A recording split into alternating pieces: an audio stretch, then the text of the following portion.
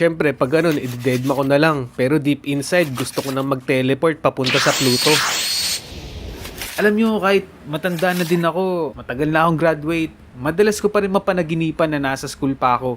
Tapos lagi ako napag-iiwanan. Yun bang ang dami ko pa ding papasukang klase, tapos ibabagsak lang ako sa mga minor subjects? Pero minsan marirealize ko na lang din sa loob ng Dreamland na, teka, YouTuber na ako ah. Bakit nandito pa din ako sa school na to? Tapos dito ko na makokontrol yung panaginip ko na kahit na may kasamang kaba, hindi na ako papasok sa mga susunod na klase sa loob ng Dreamland. Pero minsan parang totoo din yung panaginip ko na yun kasi hinahanap daw ako ng stricto naming professor. Nakita nyo ba si Arkin? Ilang beses na siyang hindi pumapasok sa klase ko ah. Magdadrop na ba yon? Ikaw, pakisabi kay Arkin yung mga sinasabi ko sa inyo. Arkin, hinahanap ko doon ng professor natin. Yari ka, lagi ka daw wala. Ano bang ginagawa mo dyan? Hindi mo ba nakikita? Nagpo-focus ako dito oh. Tumatae ka ba? Hindi ako tumatae. Nagpo-focus ako. Na sana panaginip lang to. Hindi naman ako natae sa shorts. Kung natae ako sa shorts pagising ko, siguro buong araw ako nakatingin sa kisame. Nag-iisip kung anong mas malala. Yung panaginip ko ba na hinahanap ako ng professor ko o itong realidad na may bukol ako sa puwet.